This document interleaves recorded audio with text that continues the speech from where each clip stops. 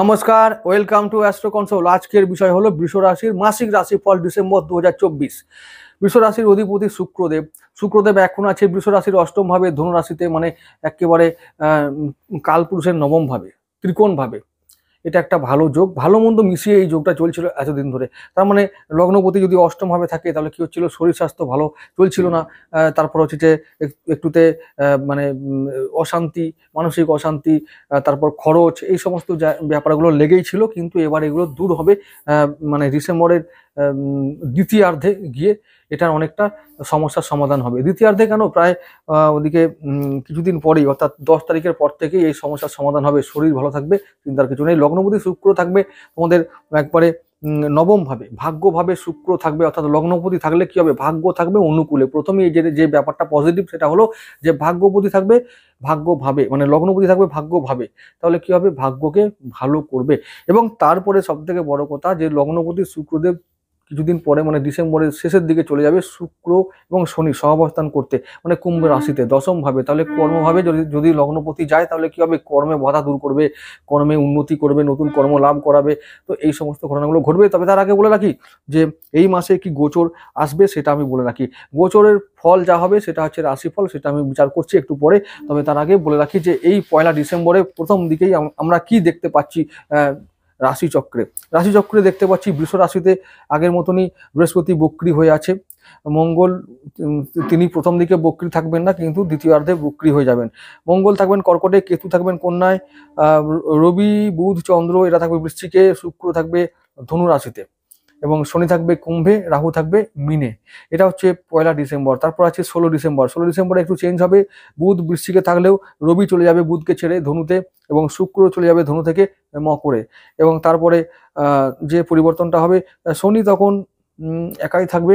শনি নক্ষত্র পরিবর্তন করে চলে যাবে শতভিষা থেকে পূর্ব ভাদ্রপদ নক্ষত্রে চলে যাব 31 ডিসেম্বর। এই যে 31 ডিসেম্বর কি হবে, আকাশে কোন জায়গায় থাকবে কোন গ্রহগুলো। বৃহস্পতি আগের মতন, বৃহস্পতি মঙ্গল অলরেডি বক্রী হয়ে গেছে। কেতু রাহু আগের মতন জায়গায় আছে। রবি ওদিকে ধনুতে, বুধ বৃশ্চিকে, শুক্র শনি সহাবস্থান করবে তোমাদের দশম ভাবে কুম্ভ রাশিতে। তো এই একটা ভালো রাজযোগের তৈরি হলো। তাহলে এই যে 31 ডিসেম্বর আমরা একটা গোচরের যে কন্ডিশন সেটা আমি বললাম। এরপরে যে ডিসেম্বর মাসে যে বড় ইম্পর্টেন্ট ঘটনাগুলো ঘটবে সেগুলো একটু বলে রাখি। এটা না বললেই নয়, এর প্রভাব কিন্তু তোমাদের উপর ডিরেক্টলি পড়বে, সেজন্যই এটা বলতে হবে। শুক্র শনির নক্ষত্র পরিবর্তন, শুক্র এবং শনি দুজনেই নক্ষত্র পরিবর্তন করবে। শুক্র ও রবির রাশি পরিবর্তন, মঙ্গলের বক্রী হওয়া, বুধ মার্গী হবে এবং বুধ নক্ষত্র পরিবর্তন করে চলে যাবে শনির নক্ষত্র অনুরাধায়। তারপরে হচ্ছে শুক্র শনি একসঙ্গে দশম ভাবে কুম্ভ রাশিতে অবস্থান করবে। এর ফল কিন্তু তোমাদের উপরে সুদূর প্রসারী ফল হবে। তো যেহেতু কর্মভাবে তোমাদের নবমপতি ও দশমপতি থাকবে, মানে কর্মপতি কর্মের জায়গায় আছে, কিন্তু সঙ্গে লগ্নপতি যোগ হওয়াতে কি হবে, কাজের জায়গায় উন্নতি হবে, কাজে গতি আসবে, কর্মে প্রমোশন, কর্মে উন্নতি, কর্ম লাভ হবে নতুন। তো এই যে কর্ম থেকে আমরা জীবন পরিবর্তন করতে পারবো, এটা আমি বলে রাখতে পারলাম। আর একটা কথা বলে রাখি এই কর্ম প্রসঙ্গে, একটা কথা, বিদেশ থেকে কাজের সুযোগ আসতে পারে, বিদেশে যেতে হতে পারে, বা বাড়ি থেকে অনেকটা দূরে যেতে হতে পারে। তো এটাই মনে রেখো, প্রবাসে কর্ম লাভ হতে পারে। এই সুযোগ যদি আসে তোমাদের জীবনে তাহলে কিন্তু সেই সুযোগটাকে কাজে লাগাও, সুযোগ হারাবে না। তাহলে আগামী দিন তোমরা এই কর্মের দ্বারা ভাগ্যের উন্নতি করতে পারবে। এবার চলে আসছি রাশি ফলে। দেখতে পাচ্ছি যে রাশিপতি বা লগ্নপতি দৈত্যগুরু শুক্রাচার্য, তিনি বৃষ রাশির অধিপতি হয়ে তিনি এখন অষ্টমে আছেন, মানে ধনু রাশিতে আছেন। তাহলে অষ্টমে থাকাকালীন বললাম একটু শরীর স্বাস্থ্য এবং ব্যয় একটু খরচ, মানসিক অশান্তি এই সমস্ত নিয়ে একটু সমস্যায় পড়তে হচ্ছিল। এরপরে চলে যাচ্ছি যখন তিনি যাবেন মকরে এবং তারপর যাবে যখন কুম্ভে, তখন কিন্তু ভাগ্যে অনুকূল প্রভাব আসবে এবং কর্মে গতি আসবে। ওই লগ্নপতি এমনভাবে কর্মে গতি আনবে যে খাবার সময় পাবে না কর্ম করার জন্য, এটা বলে রাখলাম। ডিসেম্বর মাসে এই ঘটনা ঘটবে এবং সেটা শেষের দিকে ঘটবে, সেটা বলে রাখছি। রেকর্ড করে নাও, ডাউনলোড করে নাও, সেভ করে নাও, লিখে নাও, আমার কথাগুলো মিলিয়ে নেবে পরবর্তী সময়ে এগুলো হচ্ছে কিনা দেখে নেবে। চলে আসছি পরবর্তী যে ভাব, সেটা হলো লগ্নভাবের পরে দ্বিতীয় ভাব, তাও সেটা হচ্ছে দ্বিতীয়পতি আমাদের। চলে আসছি বুধদেবের কথায়, দ্বিতীয়পতি বুধদেব এবং পঞ্চমপতি।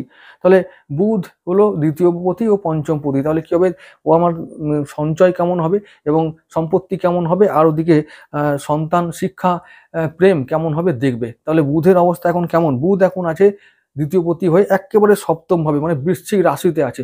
তাহলে এবং ওই যে লগ্নভাবে বৃহস্পতি আছে এবং ওই বৃহস্পতি দেখছে কাকে, বুধকে দেখছে, ওই সপ্তম দৃষ্টিতে বৃশ্চিক রাশিতে থাকা বুধকে দেখছে। তাহলে ওই যে বৃহস্পতির দৃষ্টি বুধের ওপর পড়াতে কি হবে, তো সঞ্চয় একটু কম হবে, খুব একটা বেশি হতে চাইবে না। তো সেটা দিকে খেয়াল রেখো, যেন উল্টো পাল্টা খরচা না হয়, সেটার দিকে মন রেখো, একটু খেয়াল রেখো। এরপরে চলে যাচ্ছি, যদি পঞ্চম পতির কথায় বলি, যে পঞ্চম ভাবে বুধ কি ফল দেবে। পঞ্চম ভাবের জন্য সন্তানের উন্নতি করবে, বিদ্যায় একটু বাধা আসবে, বিদ্যায় এখন মন লাগবে না, প্রেমে কিন্তু এখন বাধা আছে, প্রেমে কোনো উন্নতি এখন হবে না। তাই চুপচাপ বসে থাকো, যখন সময় আসবে ভালো তখন প্রেম করবে। যারা অলরেডি প্রেম করছো তাদের কথা বলবো যে এখন মাথা ঠান্ডা রাখো, কোনো ঝগড়াঝাটিতে যাবে না, এখন যা হবে চুপচাপ হু হা করে কাটিয়ে দাও। পরবর্তী সময়ে তোমরা যখন সময় ভালো আসবে তখন তোমরা প্রেম করবে, তখন প্রেমটা কাজে লাগবে। আর যদি প্রেমের কারণে কোনো যদি উল্টো পাল্টা বকে দিয়েছো তাহলে প্রেম কিন্তু কেটে যাবে। তো যাই হোক, এটা বললাম যে বুধের কারণে হবে। এরপরে চলে যাচ্ছি পরবর্তী যে ভাব, সেটা হলো তৃতীয়পতি মঙ্গল, তৃতীয়পতি চন্দ্রদেব। চন্দ্রদেব কিন্তু ও তো 2.5 দিন করে সব জায়গায় ঘোরে। যখন যখন রাহু শনির সঙ্গে থাকবে ভালো ফল দেবে, যখন থাকবে মঙ্গলের সঙ্গে, যখন থাকবে রবির সঙ্গে, তখন কিন্তু খারাপ ফল দিয়ে চলে যাবে। তো তৃতীয়ভাবে যেহেতু তৃতীয়পতি চন্দ্র এত অস্থির একটা গ্রহ, তাই সেই সময় তৃতীয়পতি জন্য আমরা বলবো যে কি করতে হবে না, আশেপাশের মানুষজনকে ভালোবাসতে হবে, সবাইকে নিয়ে চলতে চেষ্টা করতে হবে এবং ভাই বোনদের অবশ্যই সম্মান এবং স্নেহ করতে হবে। তাদের সমর্থন নিয়ে চলার চেষ্টা করলে বৃষরাশি কি হবে, অগ্রগতি হবে, বৃষরাশির উন্নতি হয়। কিন্তু ওরাই শত্রু হয়ে দাঁড়ায়, ওরাই কিন্তু ভুল বোঝে, এটা এটা একটা বড় ট্র্যাজেডি। কিন্তু কি করা যাবে, এটা ভাগ্য। তো তবুও বলবো যে চন্দ্র যেহেতু অস্থির মস্তিষ্ক, তাই কখন কি হয় বলা যায় না, সম্পর্ক ভালো রেখে এগিয়ে চলাই ভালো। তো যাই হোক, এই সময় একটা কথা বলে রাখি, যখন চন্দ্র কথায় আসছি, চন্দ্র তৃতীয়পতি, চন্দ্র যখন রাহুর সঙ্গে যাবে এই মাসে, এই মাসে কিন্তু শেষের দিকে হলেও বা মাঝামাঝি থেকে শেষের দিক, মানে 15 তারিখের পর থেকে 31 বা 30 তারিখ পর্যন্ত এই সময়টা কিন্তু ভাতৃ বিবাদের লক্ষণ আছে, এটা মনে রেখো। চলে আসছি পরবর্তী যে ভাব, সেটা হলো চতুর্থ ভাব। চতুর্থ ভাবের অধিপতি, চতুর্থ ভাবটা কোনটা, সিংহ রাশি। সিংহ রাশির অধিপতিকে রবিদেব। রবিদেব এখন কোথায় আছে, প্রথমে আছে বৃশ্চিকে, তারপর থাকবে ধনুতে। তাহলে বৃশ্চিকটা কত নম্বর ভাব, সপ্তমপতি। ব্যবসা বাণিজ্য কেমন করবে, ব্যবসা বাণিজ্য ভালো হবে, দাম্পত্য সম্পর্ক ভালো থাকবে এবং দাম্পত্য সম্পর্কে উন্নতি হবে, তার জন্য পরিবারে উন্নতি হবে। জীবন সাথী সমর্থন করবে, পরিবারকে উন্নতি করাবে, তোমার সমর্থনে দাঁড়াবে। এবং তারপর অষ্টম ভাবে চলে যাওয়ার দরুন একটু মানে মাসের শেষের দিকে একটু সামান্য পারিবারিক গোলযোগ দেখা দিতে পারে। তো এটা একটা মাথায় রাখার বিষয় যে পরিবারে অশান্তি হতে পারে মাসের শেষের দিকে, 15 তারিখে, মানে 16 তারিখের পর থেকে। এই বিষয়টা মাথায় রাখতে হবে, এই বিষয়ে সাবধান থাকতে হবে।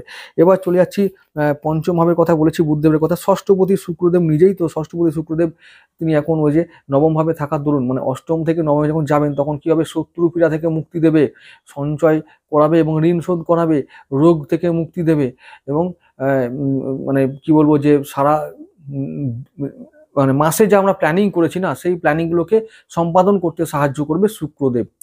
এটা হলো ষষ্ঠপতির ফল। তারপরে চলে আসছি পরবর্তী যে ভাব, সেটা হচ্ছে আমি বলেছি যে সপ্তমপতি মঙ্গলদেব। সপ্তমপতি এবং দ্বাদশপতি মঙ্গলদেব আছে এখন তৃতীয় ভাবে।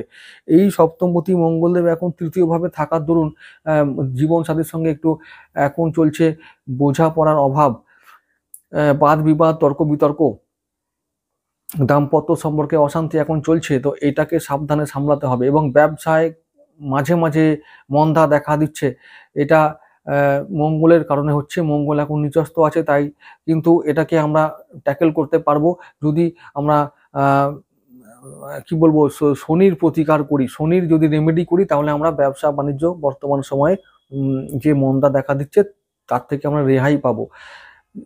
ব্যবসা এবং দাম্পত্য দুটোই কিন্তু আমরা সপ্তম ভাব থেকে দেখি, তাই সপ্তম পতি নিজে নিজে এখন বক্রি হয়ে যাচ্ছে এবং নিচস্থ হয়ে যাচ্ছে। তাহলে কি হবে, তোমাদেরকে ব্যবসা এবং দাম্পত্য দুটো সম্পর্ক নিয়ে, দুটো বিষয় নিয়েই ভাবতে হবে এই মাসে।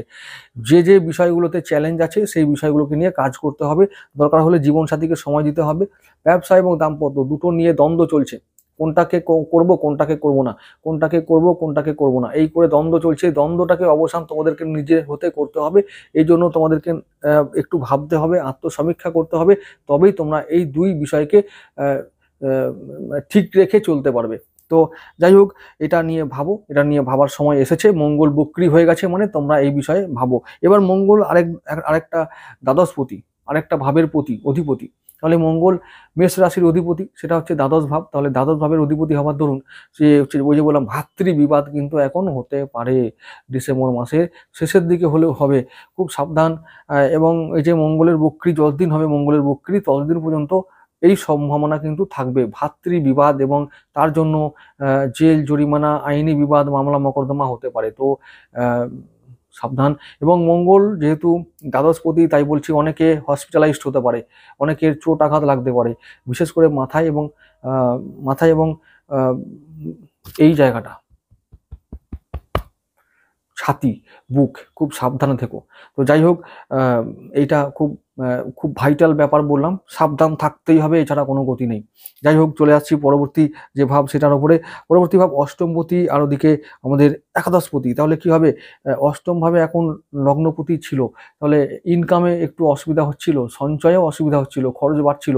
তো এবার সেটা থেকে মুক্তি পাবো আমরা। অষ্টমপতি এখন বক্রি হয়ে গেছে, লগ্নে বসে আছে। তো অষ্টমপতি বক্রি হয়ে গেছে তৃতীয়পতি নক্ষত্রে, চন্দ্রের নক্ষত্র রোহিণীতে। তাহলে কি হচ্ছে, ফল এটাই হবে, ওই যে বললাম ভাতৃ বিবাদের বা আশেপাশের মানুষজনের সঙ্গে বিবাদের একটা পরিসর বা ক্ষেত্র তৈরি হতে শুরু করেছে। সাবধান সাবধান সাবধান।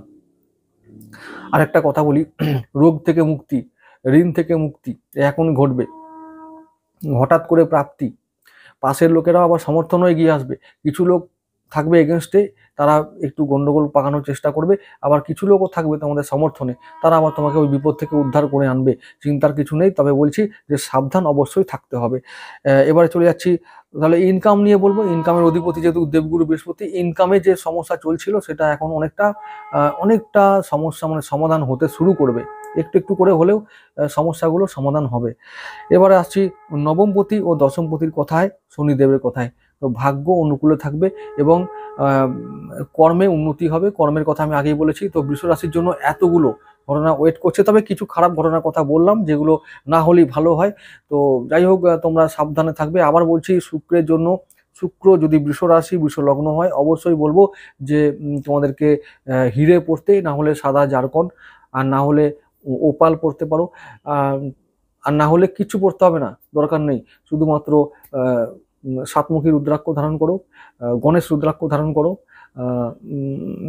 দ্বাদশমুখী রুদ্রাক্ষ ধারণ করতে পারো দাম্পত্য সম্পর্কের জন্য। তো এইগুলো বিশেষ করে তোমাদের এখন চ্যালেঞ্জ যেটা আসবে সেটা হচ্ছে ব্যবসায়। তো ব্যবসার জন্য গণেশ রুদ্রাক্ষ, দাম্পত্য সম্পর্কের জন্য গৌরী শঙ্কর রুদ্রাক্ষ, এমনি শনি ও বৃহস্পতিকে ট্যাকেল করতে গেলে দশমুখী রুদ্রাক্ষ, বুধকে ঠিক করতে গেলে সাতমুখী রুদ্রাক্ষ। তো এই রুদ্রাক্ষগুলোর মধ্যে যে কোনো একটি রুদ্রাক্ষ ধারণ করলেই তোমাদের কিন্তু সমস্যার সমাধান হবে অনেক বিষয়ে। তো এটা করতে পারো, করলে তোমাদের মঙ্গল হবে। সবাই ভালো থেকো।